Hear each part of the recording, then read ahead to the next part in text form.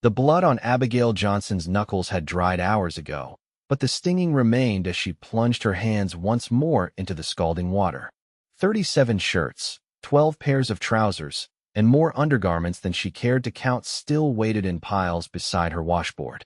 The desert sun of Silver Creek, Arizona Territory, beat down mercilessly as she scrubbed at a particularly stubborn stain on the collar of Mayor Higgins' Sunday shirt.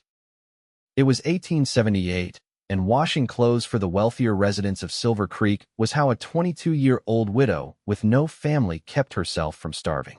Abigail winced as the lye soap found its way into the cracks of her raw skin. The pain was familiar, like an unwelcome guest who had long overstayed its welcome. Her small hands, once soft and nimble enough to play the piano at her mother's insistence, were now calloused and chapped beyond recognition.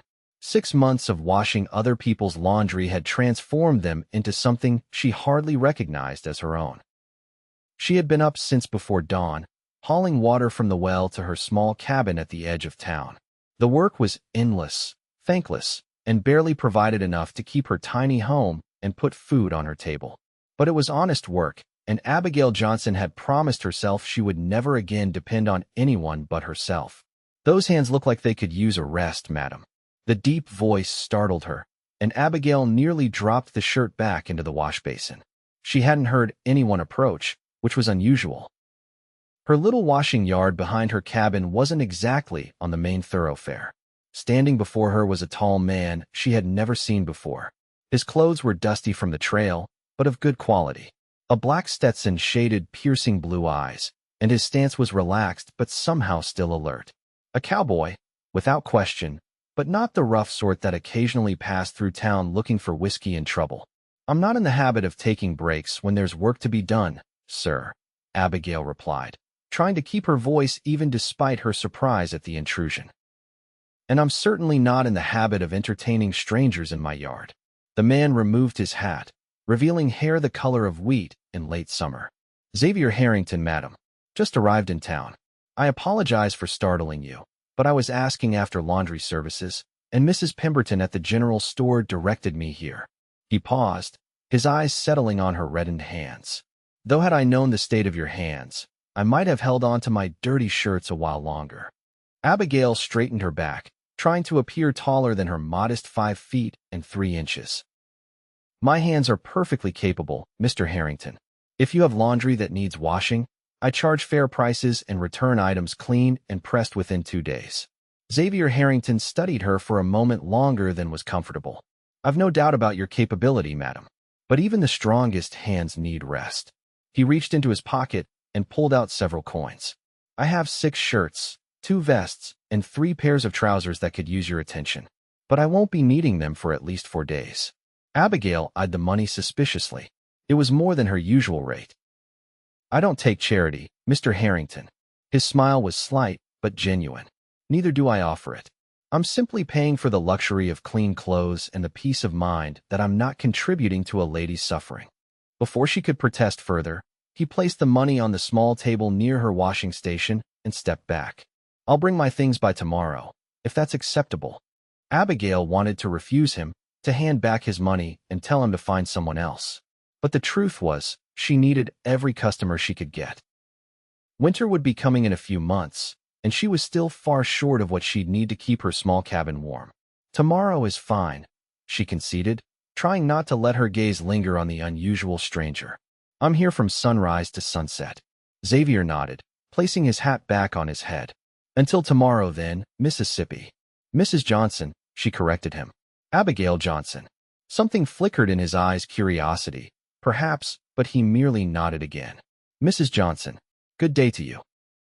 As he walked away, Abigail tried to return her attention to the shirt she'd been scrubbing, but found her mind wandering. Xavier Harrington didn't move like the cowhands who came through town. There was something deliberate in his steps, something watchful in his demeanor. He reminded her more of the lawmen who occasionally passed through, or perhaps the Pinkerton agents she'd once seen escorting a prisoner to the territorial prison. Whoever he was, Abigail told herself it didn't matter. In her experience, men passing through Silver Creek rarely stayed long, and that was just fine with her. The last man she'd allowed into her life had left her with nothing but a wedding ring she'd had to sell for food and memories she'd rather forget. The following morning arrived with the kind of brilliant sunrise that painted the desert in shades of gold and amber. Abigail had been up for an hour already, heating water and preparing for the day's work. Her hands ached from the previous day's labor, the skin cracked in places despite the bare grease she'd applied before bed. She was arranging her washing area when she heard footsteps approaching. Xavier Harrington appeared, carrying a canvas bag that presumably contained his laundry. In the clear light of morning, she could see him better. He was older than she'd initially thought, perhaps 30 or 31, with fine lines at the corners of his eyes that spoke of years spent in the sun. He wasn't handsome in the conventional way of the dandies who sometimes passed through town, but there was something compelling about his face. It was the face of a man who had seen things, who carried stories he might never tell. "Good morning, Mrs. Johnson," he greeted her, his voice as deep and resonant as she remembered. "Mr. Harrington," she acknowledged with a nod. He set the bag down carefully. "As promised, my laundry. Nothing urgent, as I said." Abigail reached for the bag, but he didn't immediately release it. Instead, he looked pointedly at her hands. The cracks and redness were even more pronounced in the morning light. "Have you ever tried glycerin for those hands, Mrs. Johnson? My sister swears by it." Abigail pulled the bag from his grasp with more force than necessary. "I've tried most remedies, Mr. Harrington. Some help, some don't. But thank you for your concern." He didn't seem offended by her curtness. "I've imposed on your time enough. I'll return in 4 days." He tipped his hat and turned to leave, but paused. "I'll be staying at the Silver Creek Hotel, if there's any issue." As he walked away, Abigail opened the bag to assess the work ahead. The clothes inside were of better quality than most she handled, though well-worn. She noticed a small leather pouch tucked into one of the shirt pockets. Curious, she opened it to find a small tin labeled glycerin ointment and a brief note, "For your consideration. XH." Her first instinct was to be offended at the presumption. Yet, as she looked at her red, cracked hands, she felt a strange emotion that took her a moment to identify: gratitude. It had been a long time since anyone had shown concern for her comfort, however small the gesture. Still, she set the tin aside. She would return it to him with his laundry. Abigail Johnson didn't need anyone's help or pity. For the next 3 days, Abigail worked through her usual load of laundry, with Xavier Harrington's clothes set aside for when she had the time. She saw him occasionally in town as she delivered clean washing to her regular customers. Once, at the general store where she was purchasing more lye soap. Again, outside the Silver Creek Sentinel office, deep in conversation with the editor. A third time, emerging from the mayor's house with a serious expression. Each time, he acknowledged her with a respectful nod, but made no attempt to engage her in conversation. She found herself curious about his business in Silver Creek. The town wasn't exactly a destination. Mostly it served as a stopping point between larger settlements, a place where the stagecoach changed horses and travelers could find a meal and a bed for the night. On the 4th day, as she was finally getting to Xavier's laundry, Sheriff Mills paid her an unexpected visit. The aging lawman looked uncomfortable as he removed his hat and cleared his throat. "Mrs. Johnson, sorry to disturb you at your work." Abigail wiped her hands on her apron. "No disturbance, Sheriff. What can I do for you?" "I understand you've been doing laundry for the strangers staying at the hotel." "Xavier Harrington." She nodded, suddenly wary. "Yes, he brought his things by a few days ago. Is there a problem?" Sheriff Mills shifted his weight. "Not exactly a problem, madam. Just curious about the man. Don't suppose he mentioned what brings him to Silver Creek?" "We haven't exchanged life stories, Sheriff," Abigail replied dryly. "He asked for laundry services, I provided them." The sheriff nodded, seemingly unsurprised by her answer. Of course. Just keep an eye out, would you? If he says anything about his business here, I'd appreciate knowing." After the sheriff left, Abigail found herself studying Xavier's clothes more carefully as she washed them. She found nothing unusual, no hidden weapons, no mysterious documents, nothing to suggest he was anything other than what he claimed to be. Just a man passing through, in need of clean clothes. But as she hung the last of his shirts to dry, she noticed a small detail she'd missed before. On the inside collar of one shirt, nearly invisible unless you were looking for it, was a small embroidered badge, the mark of the Pinkerton Detective Agency. So Xavier Harrington was a detective. That explained the sheriff's interest and Xavier's careful observations of the town. But what was he investigating in a place like Silver Creek? The question lingered in Abigail's mind as she finished her work for the day. Her hands were especially painful after the long hours of washing, and as she sat alone in her cabin that evening, she found herself eyeing the tin of glycerin ointment Xavier had left. After a moment's hesitation, she opened it and cautiously applied a small amount to her worst cracks. The relief was almost immediate. The ointment seemed to seal the painful fissures in her skin, creating a protective barrier that kept out the sting of air. By morning, she was surprised to find her hands noticeably improved. When Xavier appeared at her washing yard later that day to collect his laundry, Abigail had his clothes neatly folded and wrapped in brown paper. "Right on time, Mrs. Johnson. I'm impressed," he said, reaching for the package. "I keep my promises, Mr. Harrington," she replied, accepting his payment. After a moment's hesitation, she added, "The ointment was helpful. Thank you." A smile touched his lips, warming his eyes. "I'm glad to hear it. My sister's hands were similarly affected when she worked as a laundress in Chicago. The glycerin was the only thing that provided lasting relief." Abigail found herself curious despite her better judgment. "Your sister is no longer a laundress?" "No," Xavier replied, his expression softening at the mention of his family. "She married a shopkeeper. Has 3 children now." He studied Abigail for a moment. "If you don't mind my asking, how long have you been at this work?" 6 months, she answered, surprised at herself for volunteering the information. "Since my husband died." Understanding crossed his face. "I'm sorry for your loss." Abigail nodded, accepting the condolence without comment. The truth was more complicated than she cared to explain to a stranger, no matter how kind his eyes or how helpful his sister's remedy. Xavier seemed to sense her reluctance to elaborate. "I appreciate your thorough work, Mrs. Johnson. I may have more laundry for you in a few days, if that's agreeable." "Of course," she replied. "My services are available to anyone who can pay." He nodded, tipping his hat before turning to leave. Abigail watched him go, telling herself that the small sense of disappointment she felt was merely because she was losing a paying customer sooner than expected.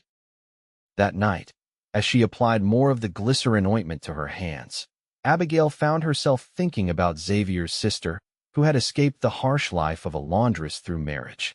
There had been a time when Abigail, too, had thought marriage would be her salvation. The daughter of a struggling farmer, she had been all too eager to accept when Thomas Johnson, a handsome freight driver 10 years her senior, had proposed after a brief courtship. The first few months had been happy enough. But Thomas had a gambling problem he'd carefully hidden during their courtship, and a temper that emerged when he lost, which was often. He never struck her, but his verbal cruelty had been enough to extinguish any love she might have felt. When he died in a barroom brawl over an alleged cheating accusation, Abigail had grieved not for the man, but for the dreams that had died long before he did. No, marriage was not the answer. Independence was hard-won and precious. Abigail would rather scrub clothes until her hands bled than surrender it again. The next morning brought an unexpected visitor to her door. Lucille Pemberton, wife of the general store owner and one of Silver Creek's most prominent gossips, appeared with a basket over her arm. "Good morning, Mrs. Johnson," she trilled, her voice as artificially sweet as the hard candies her husband sold. "I was just at the store and thought I'd bring you some fresh eggs from our hens." Abigail knew better than to believe this sudden generosity. Lucille Pemberton had never shown the slightest interest in her welfare before. "That's very kind of you, Mrs. Pemberton. What can I do for you in return?" Lucille's smile didn't waver. "Oh, nothing at all. Though I did want to ask about that handsome Mr. Harrington. I saw him collecting his laundry yesterday. Such a gentleman, isn't he?" And there it was. "Mr. Harrington is a customer, nothing more," Abigail replied firmly. Of course," Lucille nodded, her eyes gleaming with curiosity.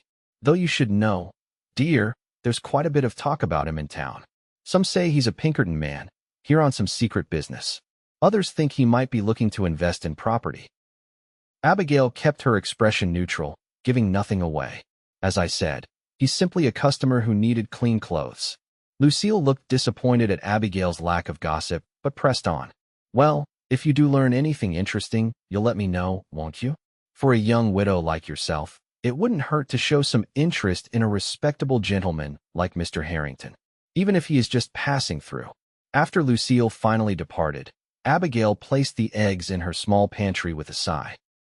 The last thing she needed was to become the subject of town gossip, especially involving a man she barely knew. But it seemed the town had other ideas. Over the next few days, Abigail noticed an increase in customers dropping by with laundry and thinly veiled questions about Xavier Harrington. Even Sheriff Mills made another appearance, this time not even bothering to disguise his interest in the Pinkerton detective's activities. Has he mentioned anything about the Wilcox property? The sheriff asked, referring to an abandoned ranch on the outskirts of town. Or maybe the old silver mine? Sheriff, as I've told everyone else who's asked, Mr. Harrington and I have exchanged perhaps 20 sentences total, most of them about the state of his shirts, Abigail replied, exasperation finally breaking through her usually composed demeanor. The sheriff had the grace to look embarrassed. Right. Just curious, is all. 5 days after collecting his laundry, Xavier returned to Abigail's washing yard. This time, he arrived near sunset, when she was finishing hanging the last of the day's washing to dry in the evening breeze. Mrs. Johnson, he greeted her, his voice carrying across the yard. Abigail turned, surprised to see him. Mr. Harrington. More laundry. He shook his head, stepping closer. In the golden light of the setting sun, his features seemed softer somehow. Actually, I've come with a proposition. She stiffened immediately, her defenses rising. Noticing her reaction, Xavier quickly clarified. A business proposition, Mrs. Johnson. Nothing improper. Abigail relaxed slightly, but remained wary. What kind of business proposition could a detective possibly have for a laundress? If he was surprised that she knew his occupation, he didn't show it. Information, he said simply. People talk freely around women they consider invisible. Servants, laundresses, maids. You likely hear things that would take me weeks to uncover. Abigail considered this. It was true that her customers often spoke freely in her presence, as if she were just another piece of furniture. And what would I receive in exchange for this information? Payment, of course, Xavier replied. And my protection, should it become necessary. Protection from what? He hesitated, then seemed to make a decision. Mrs. Johnson, I'm investigating a land fraud scheme that may involve some prominent citizens of Silver Creek. If certain people discover I'm asking questions, they might become defensive. Abigail thought of Sheriff Mills' unusual interest. And you think I might already be under suspicion simply for washing your clothes? Xavier nodded, his expression serious. I wouldn't have approached you if I didn't think you were already potentially at risk. At least this way, you'd be compensated for that risk. It was a reasonable argument, but Abigail still hesitated. Getting involved in whatever Xavier was investigating could be dangerous. On the other hand, she was already involved, whether she wanted to be or not. What exactly would you want me to do? Nothing outside your normal routine, he assured her. Just pay attention to what your customers say, particularly about land sales or the Wilcox property. Report anything unusual to me. Abigail considered the offer. The extra money would be welcome, especially with winter approaching, and if she was already under suspicion. Very well, she agreed cautiously. But I reserve the right to end this arrangement at any time if I feel it's becoming too dangerous. Xavier nodded. Of course, I wouldn't have it any other way. He reached into his pocket and pulled out an envelope. This is an advance. Consider it payment for the risk you've already unwittingly taken by being associated with me. Abigail accepted the envelope, noting its substantial weight. You still haven't told me what you suspect is happening here. Xavier glanced around, ensuring they were alone. Someone is buying up land around Silver Creek land that most consider worthless. But I have reason to believe there are plans for a rail line to come through here, which would make that land very valuable indeed. The buyers are using various means to pressure owners to sell, including some methods that cross the line into criminal territory. Abigail thought of old Mr. Wilcox, who had left town suddenly 3 months ago after a suspicious fire destroyed his barn. There had been rumors that he'd been threatened even before that. And you think people in town are involved? Xavier's expression was grim. I know they are. The question is who, and how high up the conspiracy goes. The implications settled heavily between them. If powerful people in Silver Creek were involved in illegal land deals, Abigail could be putting herself in genuine danger by helping Xavier. As if reading her thoughts, he added, "I wouldn't blame you if you reconsidered. This isn't your fight." Abigail thought of her raw hands, of the endless work that barely kept her fed, of the precarious independence she maintained by the thinnest of margins. If what Xavier suspected was true, others like her people just trying to make an honest living were being driven from their homes and livelihoods. "I'll help," she said firmly. "But you have to promise me something in return. Name it. If things go badly, help me leave. I can't afford to start over somewhere else on my own." Xavier's blue eyes held hers steadily. "You have my word." The next 2 weeks established a new routine. Abigail continued her laundry business, paying closer attention to the conversations around her. Xavier would stop by every few days, ostensibly to drop off or collect laundry, and she would quietly relay any information she'd gathered. It was surprising how much people revealed when they thought no one important was listening. Mrs. Higgins, the mayor's wife, mentioned that her husband had been meeting with those investors late into the night. Mr. Pemberton from the general store complained about outsiders trying to tell him how to run his business. And Sheriff Mills himself, dropping off his weekly laundry, muttered about having to keep certain people happy or risk losing his position. None of it was definitive, but together, the snippets painted a picture of a town under pressure from unnamed forces with significant influence. More interesting was what Abigail observed about Xavier himself. Though he maintained a professional demeanor during their information exchanges, she began to notice small kindnesses. A jar of better quality soap left with his laundry. A recommendation to the banker's wife that resulted in more business for Abigail. And always, he inquired about her hands, seeming genuinely pleased when the glycerin continued to improve their condition. Despite her determination to keep her distance, Abigail found herself looking forward to his visits. There was something refreshing about his directness, his lack of pretense. And though she tried to deny it, she couldn't help noticing the way his eyes crinkled when he smiled, or how his voice seemed to soften when he spoke directly to her. It was during one such visit, as they sat on her small porch discussing what she'd learned, that the tenor of their relationship shifted. Xavier had just finished explaining his theory that Mayor Higgins was being pressured by outside investors when he suddenly reached for her hand. "Your hands are looking much better," he observed, his thumb gently tracing a healing crack on her palm. Abigail should have pulled away immediately. Instead, she found herself allowing the contact, her skin warming under his touch. "The glycerin helps," she admitted. "Though nothing will truly heal them while I continue this work." Xavier's expression grew serious. "Have you ever considered other options? Other work? With my limited skills and education? Laundry, cooking, or cleaning are my only viable options, Mr. Harrington. And all are hard on the hands." He didn't immediately release her hand. "You speak very well for someone with limited education. Better than many with advanced schooling, in fact." Abigail felt her cheeks warm at the unexpected compliment. "My mother insisted on proper speech. She had dreams of me becoming a teacher before."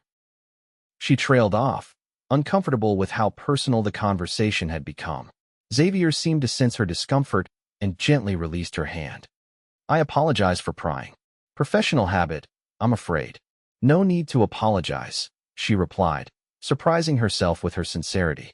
"It's been a long time since anyone showed interest in who I was before I became the town laundress." A moment of silence stretched between them, charged with something Abigail couldn't quite name. Finally, Xavier stood, breaking the spell. "I should go?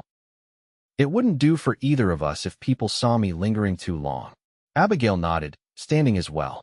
"When will I see you again?" The question came out more eagerly than she'd intended, and she immediately regretted it. But Xavier merely smiled, the warmth in his eyes unmistakable. "Tomorrow, if that's agreeable. I believe I'll have more laundry by then." After he left, Abigail remained on her porch, watching the sunset paint the desert in shades of crimson and gold. She told herself that the flutter in her chest was merely excitement about the extra money she was earning, nothing more. Xavier Harrington was a temporary fixture in her life, a business arrangement, not a friend, and certainly nothing more intimate. But that night, as she applied the glycerin ointment to her healing hands. She couldn't help remembering the gentle way he had touched her palm, or the genuine interest in his eyes when she spoke of her past. It had been so long since anyone had looked at her that way, as a woman with thoughts and dreams, not just a pair of hands to wash their dirty clothes. She shook her head, banishing the thoughts. Getting attached to Xavier Harrington would be foolish. He would solve his case and leave Silver Creek, just as he'd left countless other towns before. And she would remain, washing and scrubbing, her hands eventually returning to their raw, cracked state. The next day brought unexpected developments. As Abigail was delivering clean laundry to the hotel, she overheard an argument coming from the private dining room. Though she couldn't make out the words clearly, she recognized Mayor Higgins' voice, raised in what sounded like protest. The response was a lower, calmer voice that nonetheless carried an unmistakable threat. Curious, she lingered, pretending to adjust the stack of linens in her arms. Through the partially open door, she caught a glimpse of three men she didn't recognize, expensively dressed, with the hard eyes of men accustomed to getting their way. "The deal is already in motion, Higgins," one of them was saying. "Either ensure the council approves the purchase of the Turner and Wilson properties, or find yourself replaced. Those families have been here for generations," the mayor protested weakly. "I can't just force them to sell." One of the men laughed coldly. "You won't have to. That's being handled separately. Your job is simply to ensure no legal obstacles arise." Abigail backed away quietly, her heart racing. This was exactly the kind of information Xavier needed. She needed to find him immediately. But as she turned to leave, she nearly collided with Sheriff Mills, who was standing much closer than she'd realized. "Quite a load of laundry you've got there, Mrs. Johnson," he said, his eyes narrowing suspiciously. "Any particular reason you're lingering outside the private dining room?" Abigail forced a smile. "Just catching my breath, Sheriff. These linens are heavier than they look." He didn't appear convinced. Say, I've been meaning to ask you about that Harrington fellow. Seems like he visits your place quite often for a man who only arrived in town a few weeks ago. He's particular about his laundry," Abigail replied evenly. "Some men are." The sheriff studied her face for a moment longer, then stepped aside. "Well, don't let me keep you from your deliveries. Though I'd be careful about making new friends in town. Never know who might be passing through with less than honest intentions." The warning was clear, and it sent a chill down Abigail's spine. She nodded and continued on her way, trying not to walk too quickly despite her desire to get away from the sheriff's watchful gaze. By the time she returned to her cabin, the sun was beginning to set. She was surprised to find Xavier already waiting for her, seated on her porch step.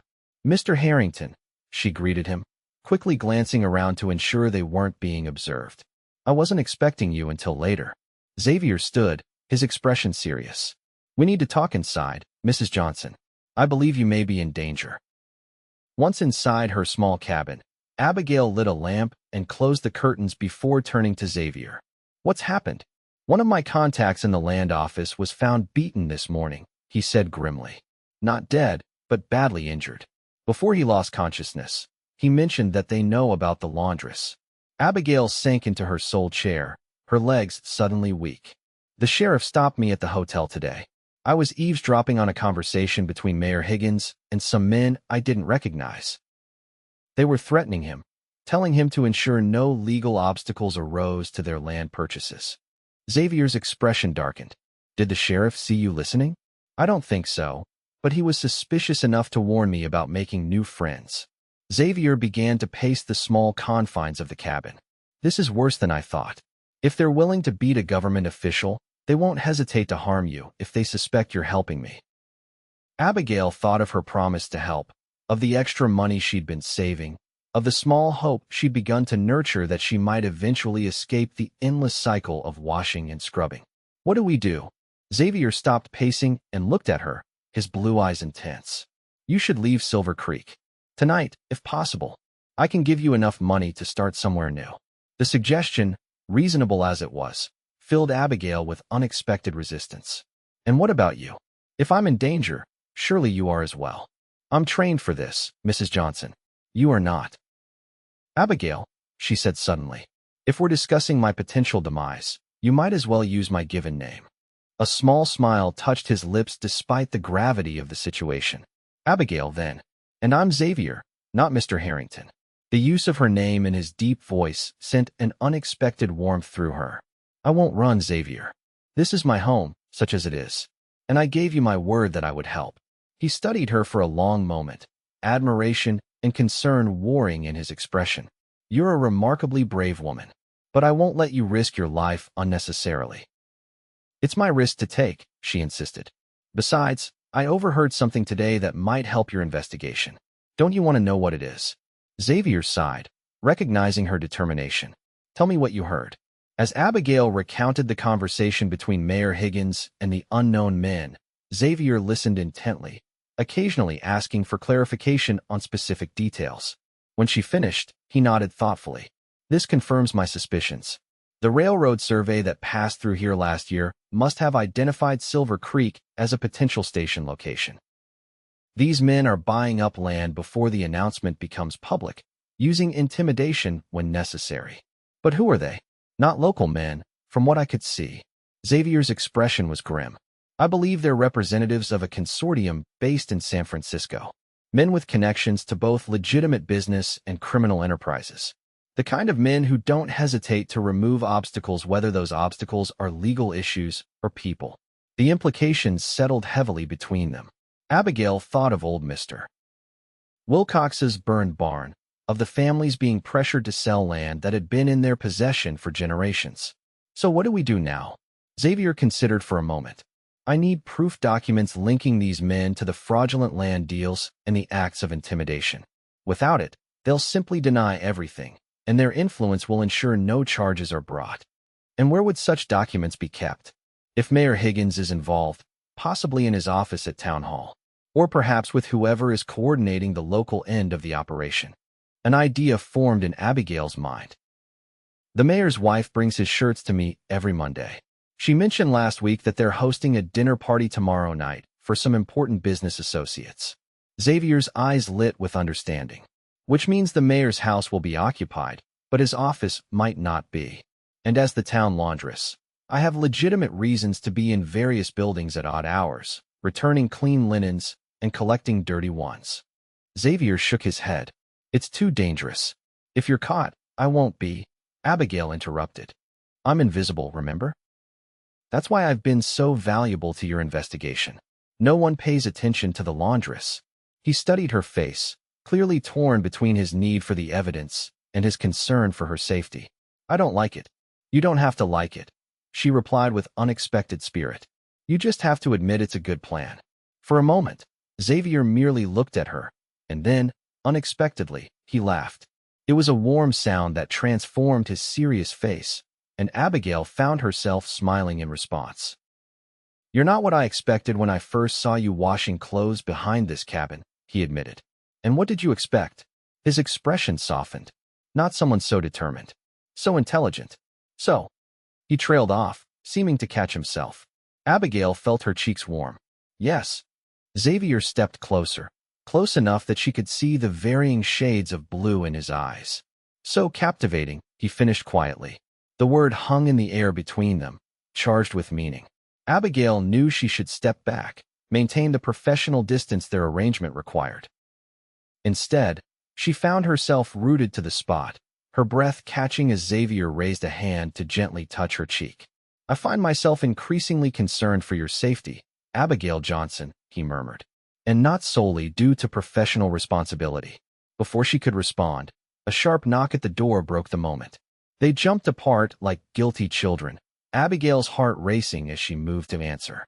Sheriff Mills stood on her porch, his expression suspicious as he took in her flushed face. Evening, Mrs. Johnson. Thought I saw a light in your window rather late. Just finishing some mending, Sheriff, she replied, trying to keep her voice steady. Is there something you needed?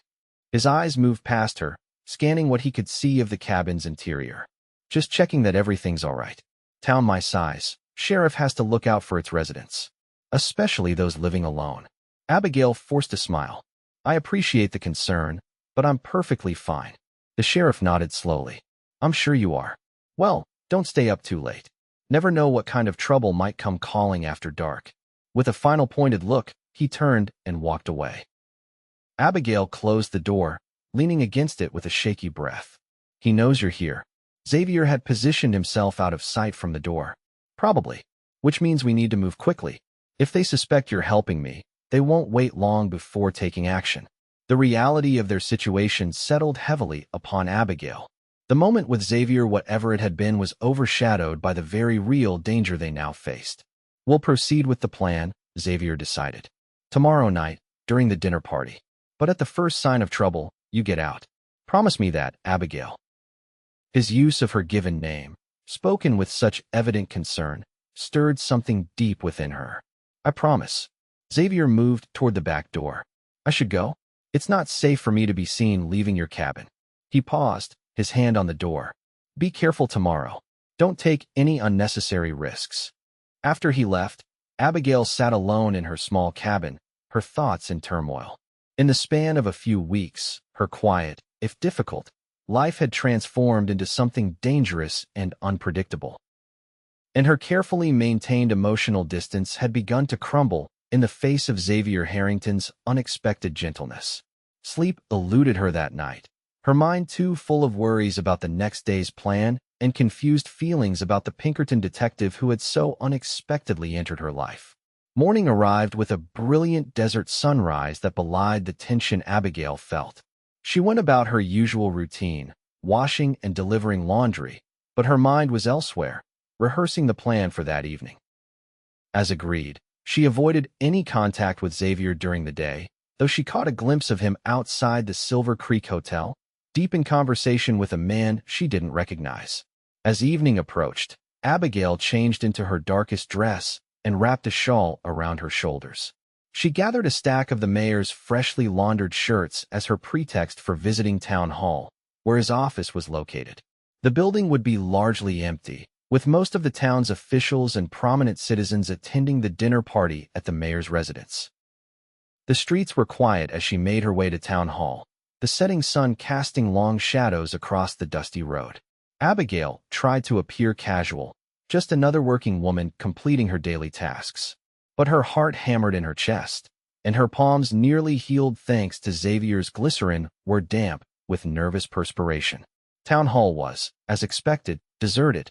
Abigail entered through the side door, which was usually left unlocked for cleaning staff. The building was silent, her footsteps echoing on the wooden floors as she made her way to the mayor's office. The door was locked, but Xavier had anticipated this and provided her with a simple tool to manipulate the basic lock. It took several tense minutes of fumbling before the lock finally gave way with a soft click. Inside, the mayor's office was neat and orderly, with a large desk dominating the center of the room. Abigail placed the laundered shirts on a chair, her excuse ready if anyone should discover her presence. Then she began her search. Xavier had instructed her to look for any documents related to land sales, particularly anything mentioning the names Turner, Wilson, or Wilcox. She started with the desk drawers, methodically examining their contents in the dim light provided by the single lamp she had dared to light. The first two drawers yielded nothing of interest: routine correspondence, town records, nothing that seemed connected to questionable land deals. But in the third drawer, Abigail found a locked metal box. Her heart quickened. This had to be important. Using the same tool Xavier had provided for the door, she attempted to pick the lock on the box, but it was more complex than the office door. After several frustrating minutes, she resorted to searching for a key, checking the obvious hiding places under the blotter, in other drawers, behind pictures on the wall. She was about to give up when she noticed the small drawer in the mayor's chair, an unusual feature she'd never seen before. Sliding it open, she found a single key. With trembling fingers, Abigail unlocked the metal box. Inside were several documents, including deeds to properties around Silver Creek and correspondence with a company called Western Development Consortium. But what caught her attention was a map of the surrounding area, with a proposed railroad route clearly marked passing directly through properties that had recently changed hands under suspicious circumstances. More damning still was a letter outlining persuasion tactics to be used on reluctant sellers, with a note in what appeared to be Mayor Higgins' handwriting expressing concern about excessive force in the case of the Wilcox property. This was exactly what Xavier needed: proof of the conspiracy and the mayor's knowledge of intimidation tactics. Abigail quickly sorted through the remaining documents, selecting those that seemed most relevant. She couldn't take the originals without their absence being noticed, but Xavier had provided a small camera designed to capture images of documents. It was a new invention he'd explained was increasingly used in detective work. Carefully, Abigail positioned each document and operated the camera as Xavier had shown her. The process was slow and nerve-wracking, each small click of the mechanism sounding impossibly loud in the silent office. She was so focused on her task that she nearly missed the sound of the front door opening. Freezing in place, Abigail listened as footsteps entered the building.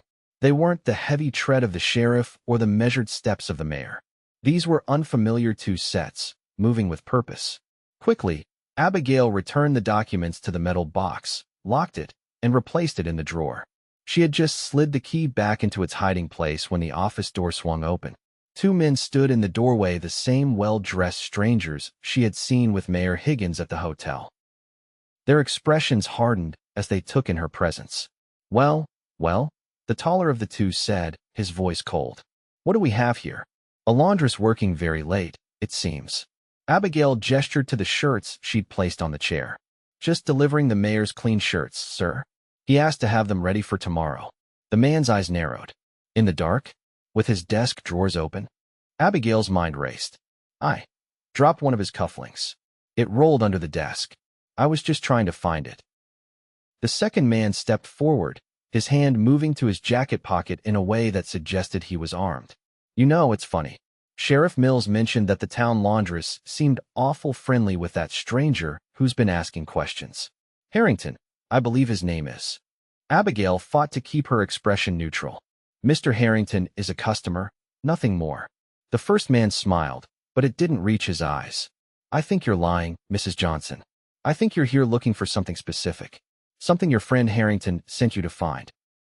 They were moving further into the office now, effectively blocking her escape route. Abigail's heart hammered in her chest, but she forced herself to remain calm. I don't know what you're talking about. I'm just doing my job. Your job? The second man repeated mockingly. Let's see what your job entails, shall we? He reached for her, grabbing her arm roughly. Abigail reacted instinctively, swinging the heavy camera concealed in her other hand. It connected with the man's temple with a sickening thud, and he staggered backward, releasing her arm. The first man lunged for her, but Abigail was already moving, ducking under his outstretched arm and making for the door.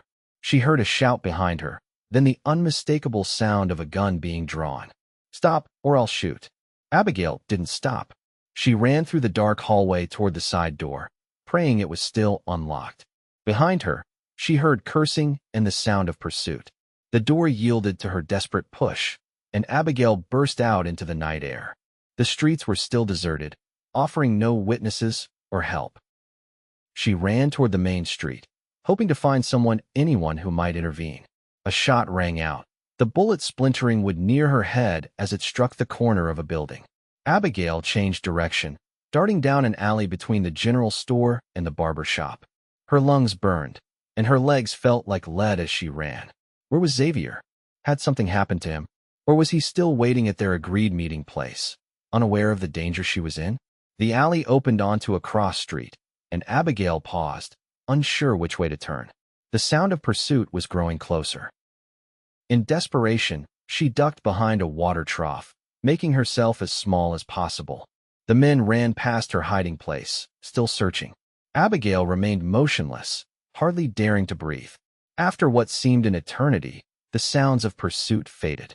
Cautiously, she emerged from her hiding spot. The town was still eerily quiet, with most residents at the mayor's dinner party. Abigail needed to find Xavier, to warn him that their plan had been discovered. Moving as quietly as possible, she made her way toward the livery stable, their designated meeting point. Each shadow made her heart skip. Each distant sound caused her to freeze in place. By the time she reached the stable, she was trembling with fear and exhaustion. The building was dark and seemingly empty. Xavier, she whispered, stepping inside. A hand closed over her mouth from behind, stifling her startled cry. It's me, Xavier's voice murmured in her ear. He released her immediately, turning her to face him. In the dim light filtering through the stable windows, his expression was one of intense concern. "Are you hurt?" "I heard gunshots. They found me in the mayor's office," Abigail explained breathlessly. "Two men, the same ones I saw with the mayor at the hotel. They knew about you, about us working together." Xavier's expression darkened. Sheriff Mills must have told them about his suspicions. He glanced toward the stable doors. "Did you get anything before they interrupted you?" Abigail nodded, producing the small camera from her pocket. "I photographed several documents, including a map of the proposed railroad route and correspondence about using force to persuade landowners to sell." Relief and admiration mingled in Xavier's expression. "You're remarkable, Abigail Johnson." He took the camera, securing it inside his jacket. "But we need to get you to safety. Those men won't stop looking for you." "Where can we go?" "They'll check my cabin first, and you said yourself the sheriff is likely involved." Xavier hesitated only briefly. "We'll have to leave Silver Creek tonight. I have horses ready." He moved toward the back of the stable, where two saddled horses waited. "I hoped it wouldn't come to this, but I prepared for the possibility." Abigail stared at the horses, the reality of the situation finally sinking in. "Leave? But everything I own is in that cabin." Xavier turned to her, his expression gentle but urgent. "Abigail, those men will kill you if they find you. We have no choice." She knew he was right. Whatever possessions she had in her small cabin weren't worth her life. And yet, the thought of leaving, of abandoning the independence she'd fought so hard to maintain, filled her with a strange grief. Xavier seemed to understand her hesitation. He stepped closer, taking her hands in his. "I know this isn't what you wanted, but I promise you, once we're safe, once I've delivered this evidence, you'll have options. You won't have to go back to washing clothes until your hands bleed." The tenderness in his voice, the genuine concern in his eyes, made Abigail's decision easier. "Where will we go?" "First to Tucson, where I have contacts. From there, we can decide what's best." He helped her mount one of the horses, then swung up onto the other. "We'll ride east, away from town. With luck, they'll assume we headed west toward California." As they guided their horses out of the stables back in trance, Abigail cast one last glance at the town that had been her home. Silver Creek had never truly welcomed her, had never offered her more than the barest means of survival. Yet leaving it filled her with both fear and a strange sense of possibility. Xavier led the way, keeping their pace steady but not so fast as to attract attention. They avoided the main trails, instead picking their way across the desert terrain by moonlight. Abigail, who had rarely ridden since her childhood on her father's farm, struggled to keep her seat, but determination kept her moving forward. They had been riding for perhaps an hour when the distant sound of hoofbeats reached them. Xavier signaled for silence, guiding his horse behind a large rock formation. Abigail followed, her heart pounding as they dismounted and crouched low. The pursuing riders passed within 100 yards of their hiding place. 4 men, including Sheriff Mills, judging by his distinctive silhouette. They were heading west, just as Xavier had predicted. "They'll realize their mistake eventually," Xavier whispered once the riders were out of earshot. "We need to keep moving." They continued eastward, the desert landscape gradually giving way to more varied terrain as they approached the foothills. By dawn, they had put considerable distance between themselves and Silver Creek, though Abigail's exhaustion was becoming difficult to ignore. Noticing her struggle, Xavier guided them to a small canyon where a trickle of water formed a modest stream. "We'll rest here for a few hours," he decided. "The horses need water, and you need sleep." Abigail didn't argue. As Xavier tended to the horses, she sank down onto a relatively flat rock, her body aching from the unaccustomed hours in the saddle. Despite her exhaustion, her mind was still racing, processing the events of the previous night and the dramatic change in her circumstances. Xavier returned with a canteen and some jerky from his saddlebags. "It's not much, but it will keep us going until we reach somewhere safer." Abigail accepted the offerings gratefully. "How much farther to Tucson?" "Another day's ride, at least. We're taking a roundabout route to avoid main trails."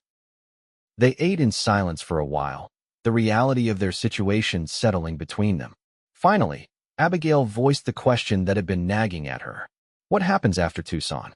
After you deliver the evidence. Xavier studied her face. That depends on what you want, Abigail. The agency will pay you well for your assistance. Enough to start fresh somewhere, if that's your choice. And what about you?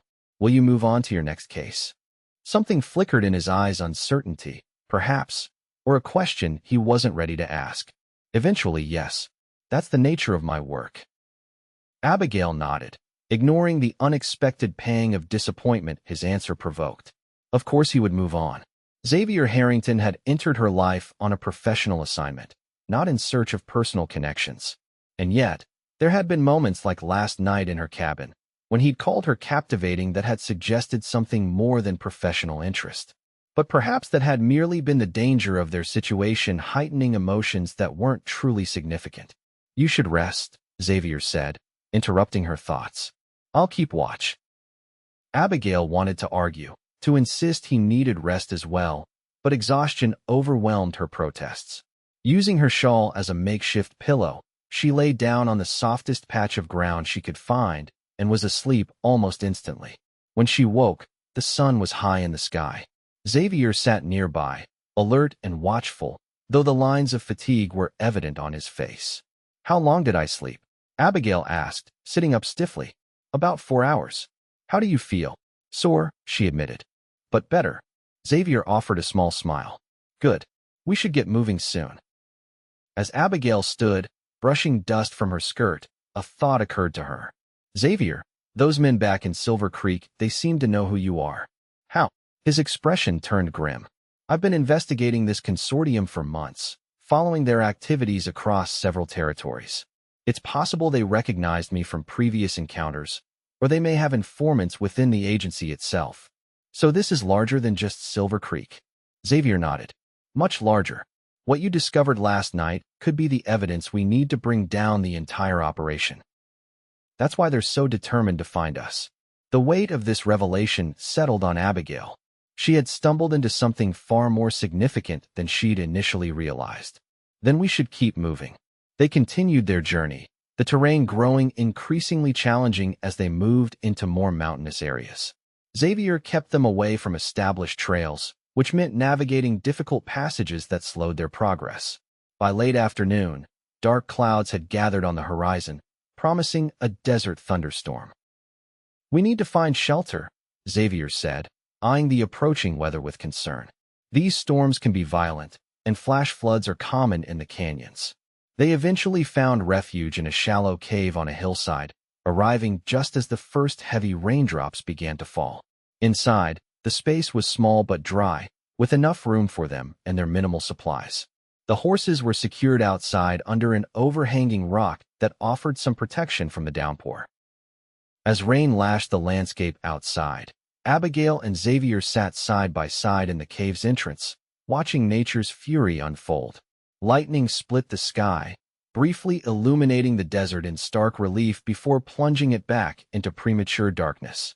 It's beautiful, in its way, Abigail observed. Terrifying, but beautiful. Xavier glanced at her, a small smile touching his lips. Like many things worth experiencing, the simple observation carried undertones that made Abigail's heart beat faster. She was acutely aware of his proximity, of the warmth of his body next to hers in the cool air of the cave. I never thought I'd find myself here, she admitted, running from danger, caught up in a conspiracy larger than I can fully comprehend. Do you regret it? Xavier asked, his voice low. Helping me? Abigail considered the question seriously. No, she finally answered. For 6 months, I've done nothing but wash other people's clothes, day after day, watching my hands crack and bleed, barely surviving. For the first time since Thomas died, I feel alive. The admission surprised her as much as it seemed to surprise Xavier. He turned to face her fully, his blue eyes intense in the dim light. You're an extraordinary woman, Abigail Johnson. Something in his gaze, in the sincerity of his words, broke through the careful walls Abigail had built around her heart. Not extraordinary, she corrected softly. Just tired of merely existing. Xavier reached for her hand, gently turning it palm up to examine the healing cracks and calluses. These hands have endured so much, he murmured. Yet they remain strong, like the woman they belong to. His thumb traced a light pattern across her palm, sending shivers up her arm. "I meant what I said in your cabin," he continued, his voice low and intimate. "You captivate me, Abigail, in ways I didn't expect and can't easily explain." The confession hung in the air between them, charged with possibility. Outside, the storm raged on, but within the cave, a different kind of electricity built between them. "This is unwise," Abigail whispered, though she made no move to reclaim her hand. "You'll leave once this is over. Return to your life of adventure and danger." "And if I asked you to come with me?" The question was quiet, almost hesitant.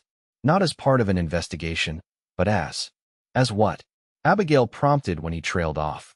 Xavier's gaze held her steadily. "As my partner. In all ways." The implication of his words stole Abigail's breath. "You barely know me." "I know enough," he countered. "I know you're brave and intelligent. I know you face hardship with dignity and strength. I know that when you smile, truly smile, not the polite mask you show the world, it transforms your entire face." His words touched something deep within Abigail, a part of herself she had buried beneath the practical concerns of survival. "And what about your work? The danger? The constant movement?" "The danger is real," Xavier acknowledged. "But so is the good we could do together. You've proven yourself more than capable in this investigation." "As your assistant, you mean?" "As my equal," he corrected firmly. "Your observations, your courage, they've been invaluable. The agency has employed women before, though not many. With your intelligence and perception, you could be exceptional." The idea was so unexpected, so far removed from anything Abigail had considered for her future, that she hardly knew how to respond. "You're offering me a job?" Xavier's smile was gentle. "I'm offering you a choice. A different life than the one you've known. And yes, if you wanted it, a place at my side professionally and personally." The storm outside was beginning to subside, the thunder growing more distant. In the relative quiet that followed, Abigail found herself standing at a crossroads. Behind her lay the life she knew, difficult but predictable, independent but lonely. Ahead lay uncertainty, potential danger, but also possibility. "And Xavier, I need time," she finally said. "This is overwhelming." Xavier nodded, understanding in his eyes. "Of course, there's no decision that needs to be made tonight." He released her hand reluctantly. "We should try to get some rest. Tomorrow will be another long day." As they settled into the small space, arranging their limited supplies to create makeshift bedding, Abigail found herself acutely aware of Xavier's presence. He maintained a respectful distance, but in the confined space of the cave, she could feel the warmth of his body nearby.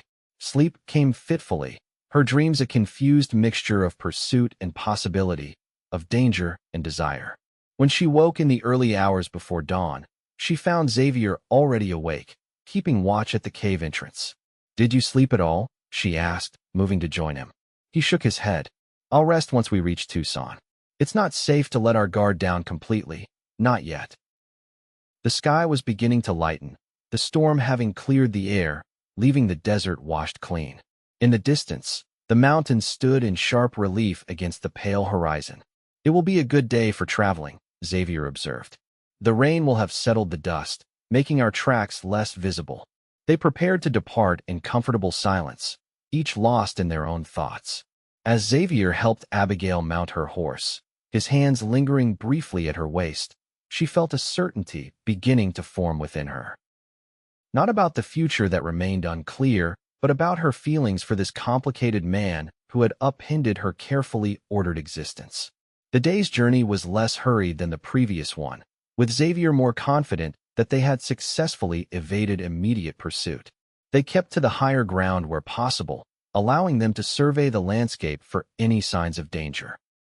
As they rode, Xavier told Abigail more about his work with the Pinkerton agency, the cases he'd solved, the places he'd seen, the occasional moments when justice had prevailed against powerful forces that thought themselves above the law. "It's not always successful," he admitted. "Sometimes the guilty escape punishment, protected by money or influence. But the work itself is worthwhile, even when the outcome isn't what we hoped for." "It sounds so different from anything I've known," Abigail said. "My world has been so small, first my father's farm, then my brief marriage, then Silver Creek." Xavier glanced at her. And yet within that small world, you've developed remarkable strength and resilience. Those qualities serve well in any circumstance, Abigail.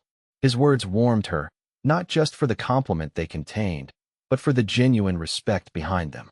Thomas had never spoken to her this way, as if her thoughts and feelings mattered, as if she were more than just a wife to be directed and controlled. By mid-afternoon, they began to see signs of civilization: distant farms, occasional travelers on the main road they now paralleled but did not join.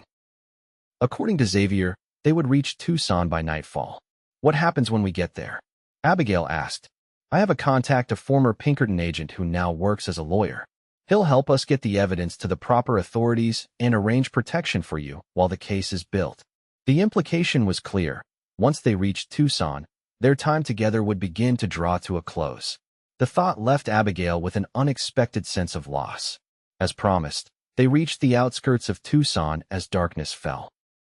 The town was considerably larger than Silver Creek, with proper streets and buildings that spoke of growing prosperity. Xavier led them to a modest hotel on a side street, away from the main thoroughfares.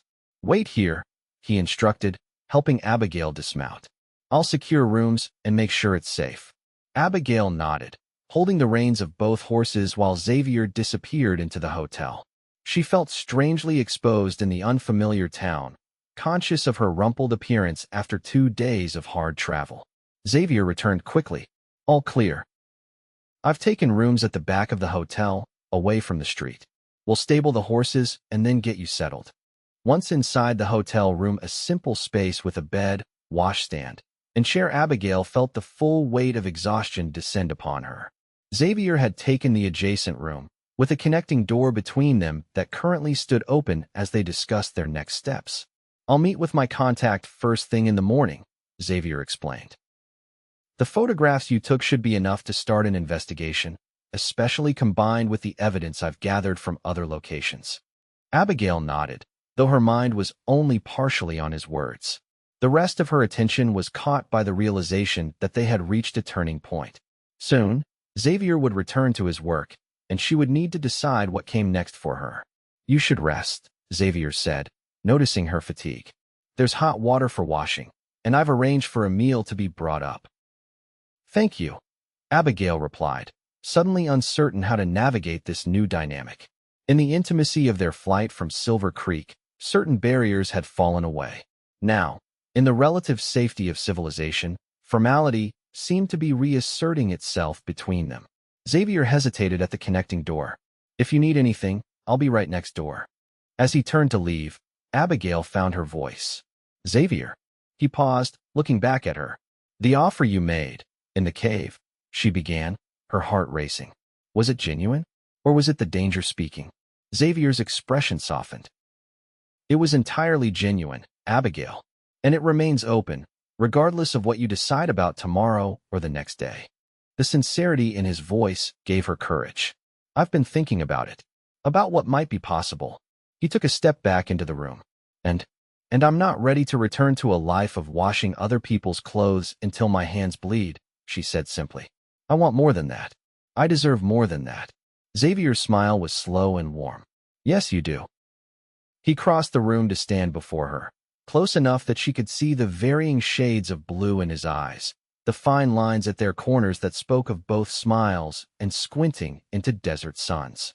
Abigail Johnson, he said softly, would you do me the honor of considering a partnership? Not just in work, though I believe we'd make an exceptional team, but in life as well. The directness of his question took her breath away. Are you proposing marriage, Xavier Harrington?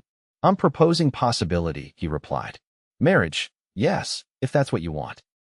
But more importantly, a shared future. Adventures and quiet moments. Danger, sometimes, but always with someone at your side who values your strength and intelligence as much as your beauty. His words painted a picture so different from anything Abigail had imagined for herself that it was almost difficult to comprehend. And yet, the rightness of it resonated within her. Yes, she said simply. I would like to explore that possibility with you. Xavier's smile deepened, and he reached for her hands, gently cradling them in his larger ones. These hands have worked too hard for too long, he murmured. Let me give them rest, Abigail. Not the rest of idleness, but the rest that comes from work that engages the mind and heart, not just the body. The tenderness in his touch, in his words, brought unexpected tears to Abigail's eyes. I never thought to find this, she admitted. To find someone who sees me as more than just a pair of hands to wash clothes or cook meals. I see all of you, Xavier assured her. Your determination, your intelligence, your courage. And I am in awe of the woman I see. With gentle deliberation, he raised one of her hands to his lips, pressing a kiss to her palm. The gesture was both reverent and intimate, sending a shiver of awareness through Abigail's body. May I kiss you, Abigail Johnson? Xavier asked, his voice low. Yes, she whispered, her heart pounding. He leaned down, closing the distance between them. His lips met hers in a kiss that began gently but quickly deepened as Abigail responded with unexpected eagerness. His arms encircled her waist, drawing her closer, while her hands found their way to his shoulders, steadying herself against the rush of sensation. When they finally parted, both slightly breathless, Xavier rested his forehead against hers. I've wanted to do that since I first saw you scrubbing clothes behind your cabin, he admitted. Abigail laughed softly. Even with my raw hands and work-stained apron? Especially then, he assured her. You looked so determined, so resilient despite the obvious pain you were in. I admired you before I even knew your name. The admission touched her deeply. And here I thought you were just another customer in need of clean shirts. Xavier smiled. Well, I didn't need clean shirts, but I needed to meet the remarkable woman washing them even more. A knock at the hallway door interrupted them, the meal Xavier had ordered arriving. As they ate together, sitting side by side on the small settee in Abigail's room, they began to sketch the outlines of what their future might hold. The agency has operations throughout the Western Territories, Xavier explained. We could request assignments that would allow us to establish a more permanent base, perhaps in Denver or San Francisco. And they would accept the husband and wife working together? Abigail asked. Xavier nodded. It's not common, but not unprecedented either. And with your intelligence and observational skills, you'd be an asset to any investigation. The idea of a life so different from anything she had known both excited and intimidated Abigail. I know nothing about detective work, she pointed out. You knew enough to obtain crucial evidence under dangerous circumstances, Xavier countered. The rest can be learned. And you have other skills that would be invaluable, your ability to move unnoticed in social situations where women are often overlooked, your perception of details others might miss. As they talked, the future began to take shape in Abigail's mind, a future of purpose and partnership, of challenges met together rather than hardships endured alone. What about children? She asked suddenly, the question surprising even herself. Would there be room in such a life for a family? Xavier's expression grew thoughtful. Many agents do have families. It requires certain adaptations, certain precautions. But yes, if that's something you want, we could find a way to make it work. The care with which he considered her question, the lack of dismissal or immediate assumptions about what she should want, confirmed for Abigail that this unusual man was unlike anyone she had ever known. I'm not sure what I want, beyond knowing that I want a future with you in it, she admitted. The rest, perhaps we can discover together. Xavier's smile was tender as he reached for her hand. Together, he agreed. That's the only certainty I need. Later, as Abigail prepared for bed in the privacy of her room, she examined her hands in the lamplight. The cracks were healing, the constant pain diminishing. Like her life, they were in a state of transformation, not yet fully healed, but moving steadily in that direction. A light tap at the connecting door drew her attention. Abigail, are you still awake? Yes, she called softly. Xavier opened the door, but remained at the threshold. I just wanted to say goodnight. And to tell you that whatever happens tomorrow with my contact, with the evidence, nothing changes between us. The offer stands, regardless of how the investigation proceeds. His concern, his need to reassure her, warmed Abigail's heart. I know, she said simply.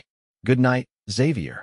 After he closed the door, Abigail extinguished the lamp and lay in the darkness, contemplating the extraordinary turn her life had taken. 2 days ago, she had been washing clothes behind her small cabin, her hands raw and her future bleak. Now she lay in a hotel in Tucson, With a man who valued her mind as well as her heart waiting in the next room, and possibilities spreading before her like the vast Arizona sky. Whatever challenges tomorrow might bring, Abigail knew one thing with certainty. She would never again define herself solely by the work of her hands. Xavier Harrington had offered her not just rest from her labors, but a chance to discover who she truly was when given the freedom to choose her own path. And that, perhaps, was the greatest gift of all. Morning brought clarity and purpose. Xavier met with his contact, a distinguished older gentleman named Joseph Benton, who reviewed the evidence with grave attention before pronouncing it damning enough to bring down the entire operation, with the right prosecutors involved. Plans were set in motion. Telegrams were sent to the Pinkerton headquarters in Chicago. Additional agents were dispatched to other towns where the land consortium operated. And in the midst of this flurry of activity, Xavier formally requested permission to bring Abigail into the agency as a partner in his future investigations. The response, when it came 3 days later, was cautiously affirmative, subject to training and evaluation. The telegram stated, but Xavier assured Abigail this was standard procedure and that her natural abilities would more than compensate for her lack of formal experience. 2 weeks after their flight from Silver Creek, news arrived that arrests had been made. Mayor Higgins, Sheriff Mills, and several members of the Western Development Consortium were in custody, charged with fraud, intimidation, and in the case of the consortium members, attempted murder. What about the people who lost their land? Abigail asked when Xavier shared the news. Will they be able to reclaim it? The legal process will take time, Xavier admitted. But yes, ultimately, those who were forced to sell under duress should be able to recover their property or receive fair compensation. The knowledge that justice would eventually be served brought Abigail a sense of satisfaction. Her risk, their combined efforts, had made a tangible difference in the lives of people who had been victimized by the powerful. As the case wound its way through the legal system, Abigail and Xavier began their life together. A small wedding ceremony was performed by Joseph Benton, who in addition to being a former Pinkerton agent and current lawyer, was also a justice of the peace. Abigail wore a simple blue dress that Xavier had insisted on purchasing for her, claiming that no bride of his would be married in clothes stained by other people's dirt. The ceremony was brief but meaningful, with promises exchanged that both intended to keep for a lifetime. Their honeymoon was unconventional, a journey to Denver, where Abigail would begin her formal training as a Pinkerton operative. Along the way, Xavier taught her the basics of investigation techniques, how to observe without being observed, how to remember details that might later prove crucial. Abigail proved an apt pupil, her natural intelligence and perceptiveness making her a quick study. By the time they reached Denver, she had already developed a solid foundation that impressed the senior agents who would oversee her training. "You found yourself a natural, Harrington," one of them commented after Abigail successfully completed an exercise in surveillance. "She sees things most trainees miss, even after months of instruction." Xavier's proud smile warmed Abigail's heart. "I told you she was exceptional," he replied, his gaze lingering on his new wife with unmistakable admiration. Their personal life developed alongside their professional partnership. In the privacy of their modest Denver home, they discovered each other in ways both profound and intimate. Xavier proved to be as considerate and attentive a husband as he was a partner, always mindful of Abigail's comfort and happiness. For her part, Abigail blossomed under his respect and affection. The guarded, cautious woman who had survived through sheer determination began to reveal other aspects of herself: a quick wit, a surprising talent for sketching that proved useful in their work, a capacity for joy she had almost forgotten she possessed. 6 months after their arrival in Denver, Abigail officially became a Pinkerton operative, the first female agent in the Denver office. The assignment they received was significant, investigating a series of fraudulent mining investments that had ruined dozens of families. As they prepared for their first official case together, Xavier found Abigail at their kitchen table, examining her hands in the morning light. The cracks and calluses of her laundress days had long since healed, replaced by the smoother skin of someone whose work engaged her mind more than her physical strength. "Any regrets?" Xavier asked, placing a cup of coffee beside her. Abigail looked up at her husband, at the man who had seen her potential when she was just a laundress with raw hands and few prospects. Not one, she replied with absolute certainty. Xavier leaned down to kiss her, a gesture that had become as natural as breathing in their months together. Ready to bring some criminals to justice, Mrs. Harrington? Abigail smiled, rising to gather her hat and gloves. Always, Mr. Harrington. Always. And as they walked together into the bright Denver morning, Abigail reflected on the strange and wonderful journey that had brought her here. From washing other people's clothes with bleeding hands to helping ensure justice for those who had been wronged, it was a transformation she could never have imagined. All because a perceptive man had looked at her raw hands and offered not just temporary relief, but a completely different future. A future they were now building together, one case, one day, one shared moment at a time.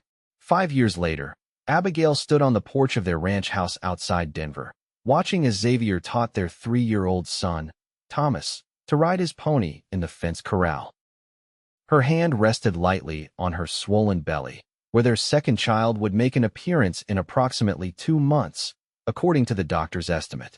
Their life had found a rhythm that balanced the excitement of their work with the stability of home. They still took cases for the Pinkerton Agency, but more selectively now, choosing those that allowed them to remain based at their ranch rather than requiring extensive travel. The mining fraud case that had been their first official assignment together had led to numerous convictions and the recovery of substantial funds for the victims. Their success had established them as one of the agency's most effective teams, particularly in cases involving financial crimes and land fraud.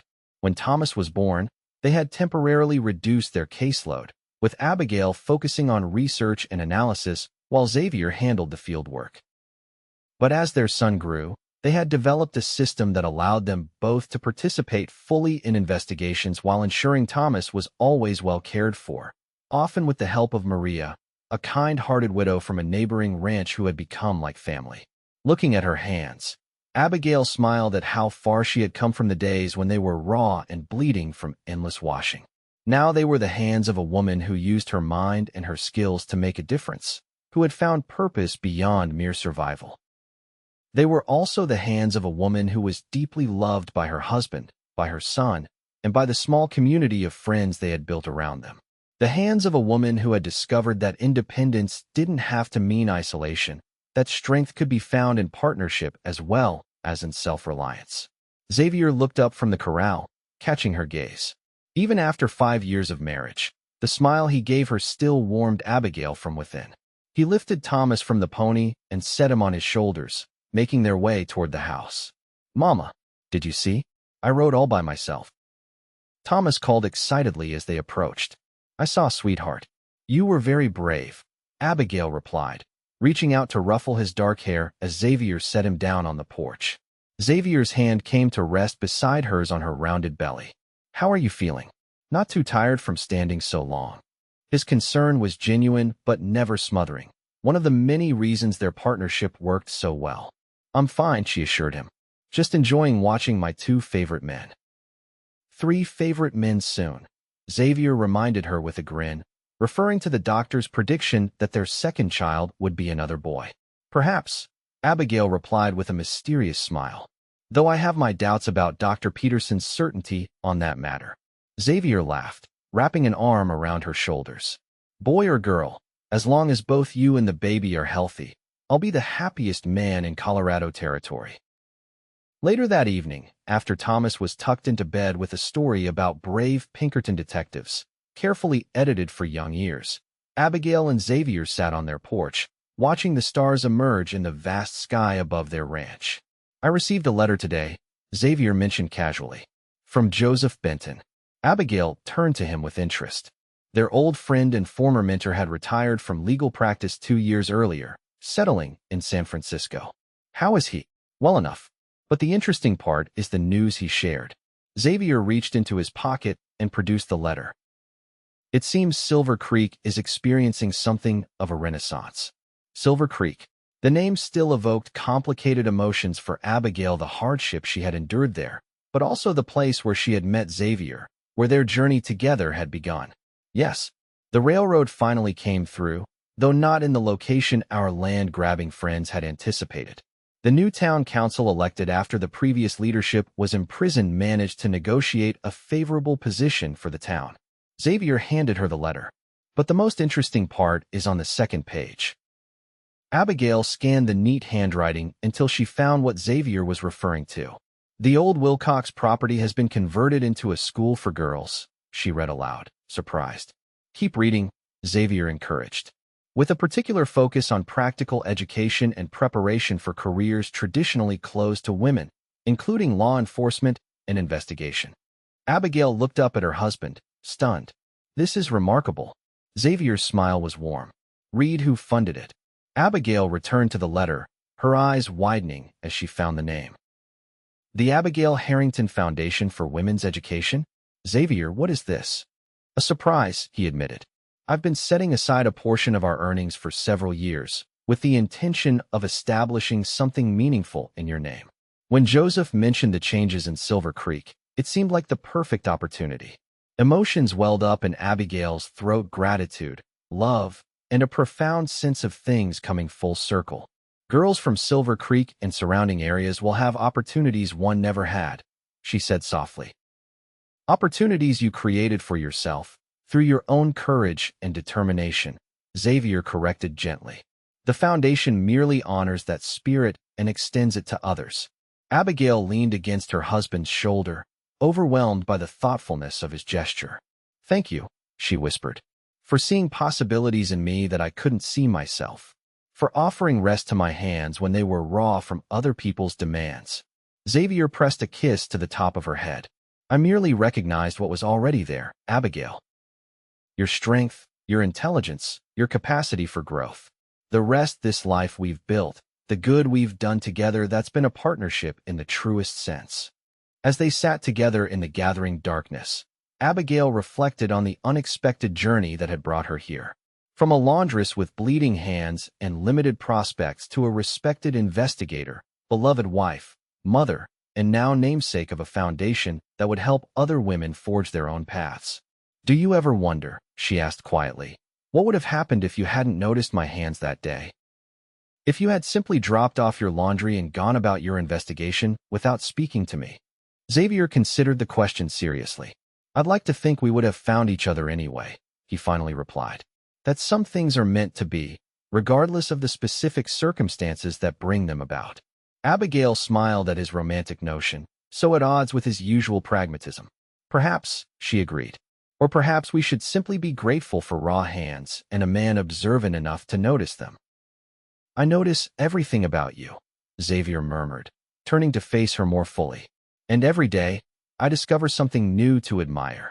In the soft light of the rising moon, Abigail saw in her husband's eyes the same respect and affection that had first drawn her to him, deepened now by years of shared experiences, challenges overcome together, and a love that had proven as enduring as it was unexpected.